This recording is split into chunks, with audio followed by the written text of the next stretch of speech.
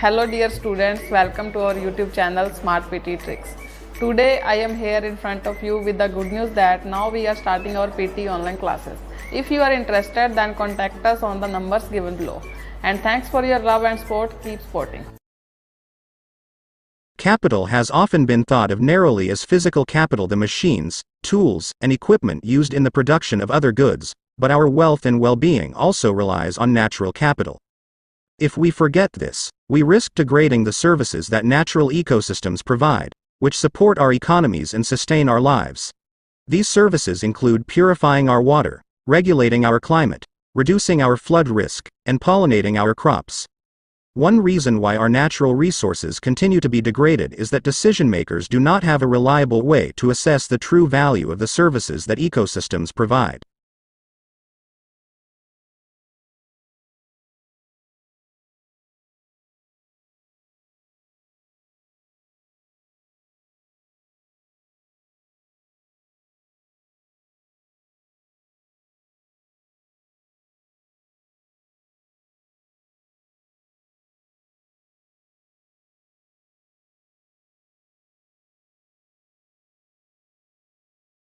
A big rise in state schools rated among the best institutions in the country is revealed in the latest edition of the Good Schools Guide.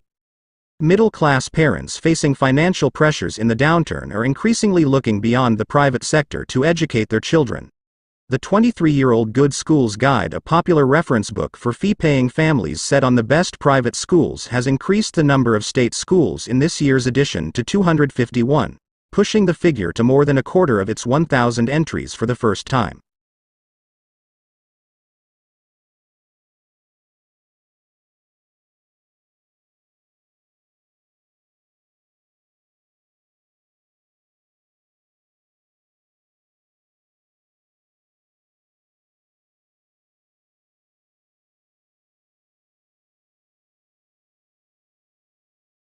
Most people assume, correctly, that flowers look the way they do to attract insects that pollinate them.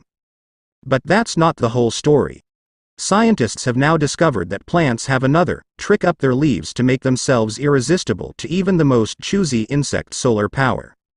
Cambridge University's Beverly Glover and her colleagues recently set up some fake flowers filled with a sugar solution, which they kept at different temperatures. Unleashing a team of bumblebees on their floral offerings, they watched as the insects visited the flowers to drink the surrogate nectar. Very quickly, it became obvious that the bees were concentrating on the flowers with the warmest nectar.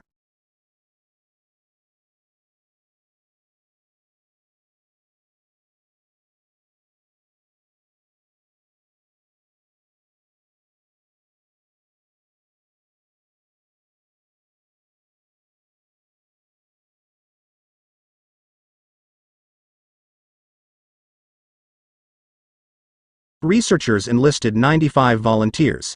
Their sleep patterns were measured to make sure that lack of rest didn't distort the results.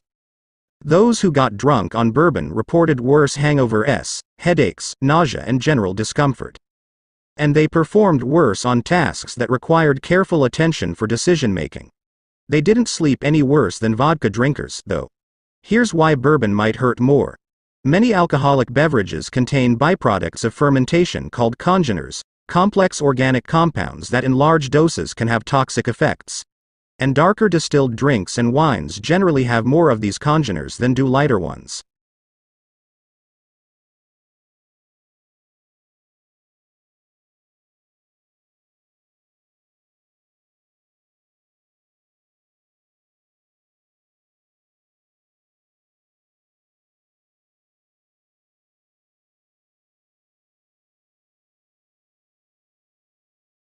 If you haven't already picked up on the trend from all the whining on Bravo's princesses, Long Island, marriage rates in America are at an all-time low. And the median age at which women do say, "I do," is now 27, the highest it's been in a century. That's according to a new report by Bowling Green State University's Julissa Cruz, published by the National Center for Family and Marriage Research. In the 1920s, 92 women walked down the aisle each year per 1,000 single women of marrying age. Today, it's a third that. Marriage rates were expected to plateau in the wake of the baby boom, but so far they just keep dropping. Apparently, Many college-educated women are simply putting off getting hitched, and many black women might be foregoing it altogether.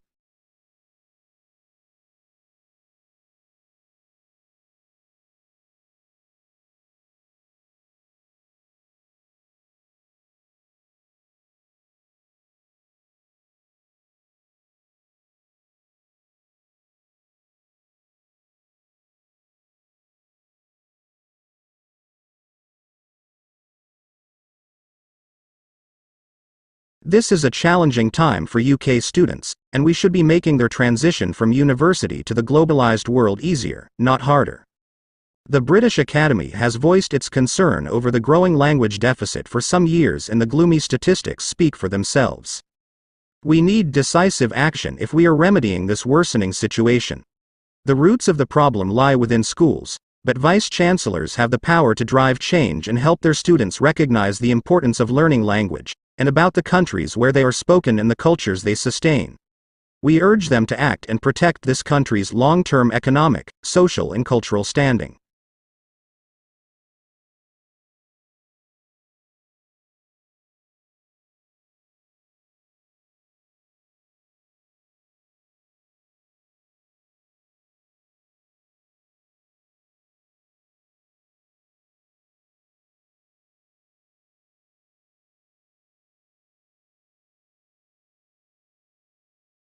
As demand for food and competition for land rises, it is vital that crop losses are limited.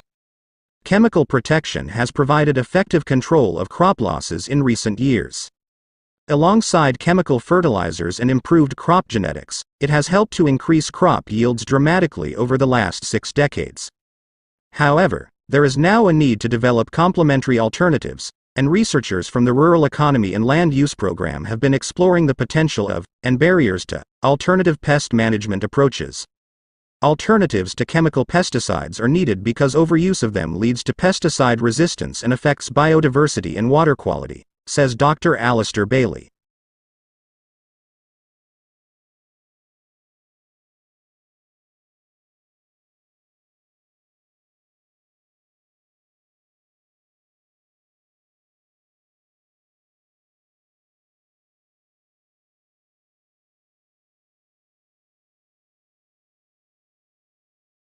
The University of Story feature films are narratives. They tell stories.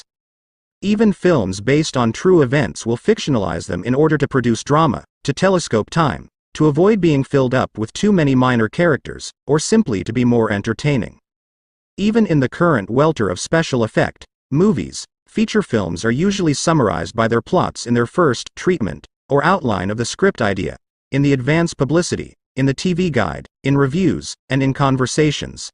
Films may differ from other kinds of narrative literary fiction or television drama, for instance in the medium used and the representational conventions.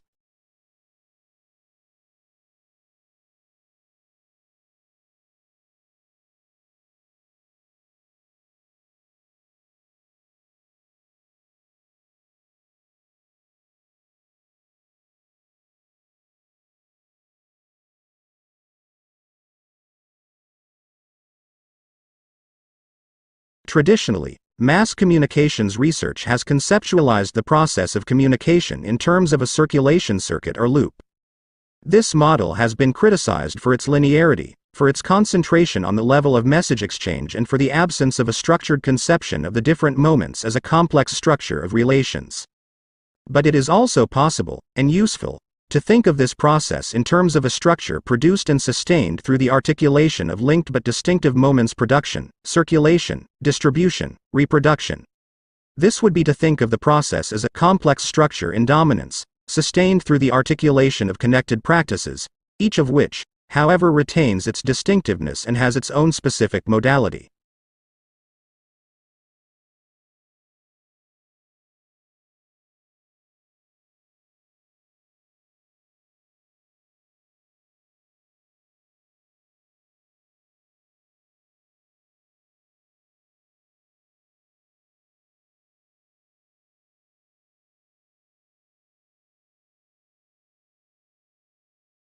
Good sense appears to have prevailed at last. With a fresh set of draft rules to replace last year's poorly conceived ones, The center has sought to withdraw the ban on sale of cattle for slaughter in animal markets. The draft rules are now open for comments and suggestions. When the Union Ministry for Environment, Forests and Climate Change notified the rules under the Prevention of the Cruelty to Animals Act on May 23, 2017, there was concern that in the name of preventing cruelty to animals and regulating livestock markets, the government was surreptitiously throttling the cattle trade and furthering the BJP's cow protection agenda. The rules were criticized for restricting legitimate animal trade and interfering with dietary habits.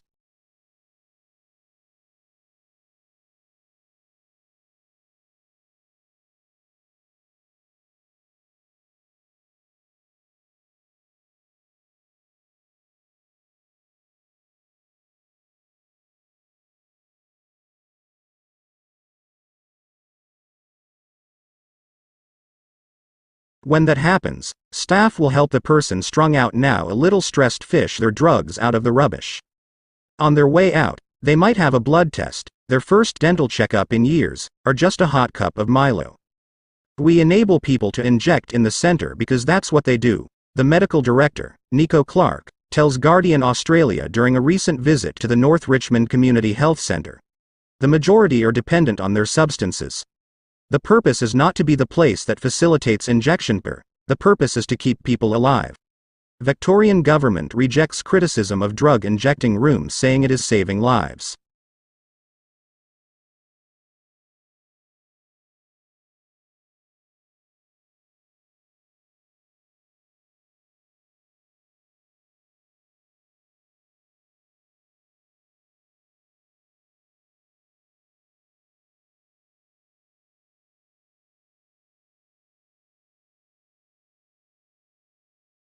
The increased funding will go to nutrition programs including school breakfast and lunch and more. First Lady Michelle Obama issued a supportive statement upon receiving the news of the passage of the bill that could impact the Let's Move campaigns that aims to end childhood obesity within a generation. I congratulate Chairman Miller and the House Education and Labor Committee on the successful bipartisan passage of a child nutrition reauthorization bill out of the committee today. This important legislation will combat hunger and provide millions of schoolchildren with access to healthier meals, a critical step in the battle against childhood obesity.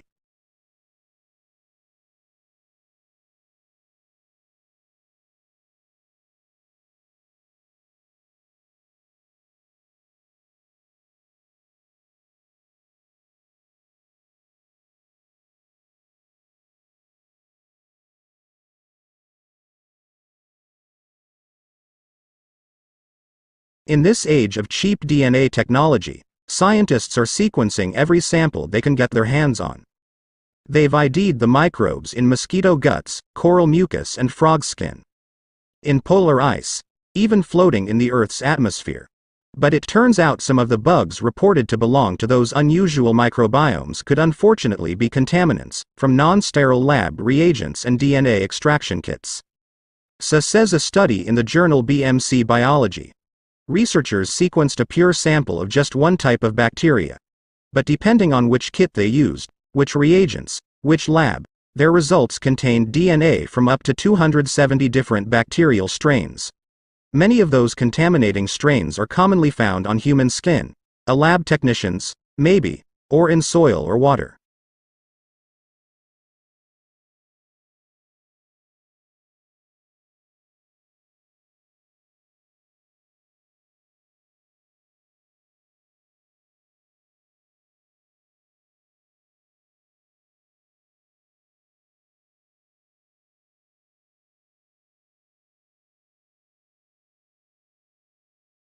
Coastal fish farms seem to do less harm to nearby plants and animals than previously believed, a new study reveals.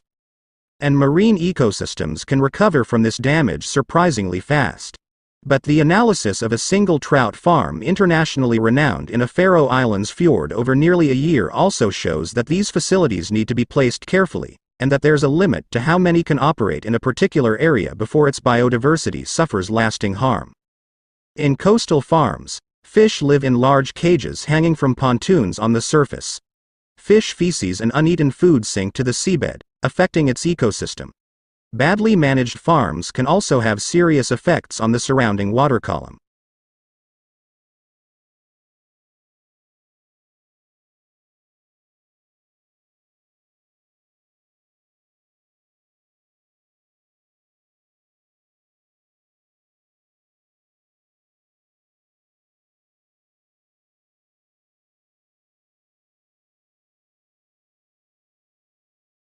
In terms of population characteristics, Australia and New Zealand have much in common.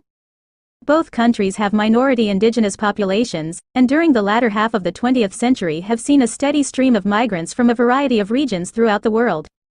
Both countries have experienced similar declines in fertility since the high levels recorded during the baby boom, and alongside this have enjoyed the benefits of continually improving life expectancy. One consequence of these trends is that both countries are faced with an aging population, and the associated challenge of providing appropriate care and support for this growing group within the community.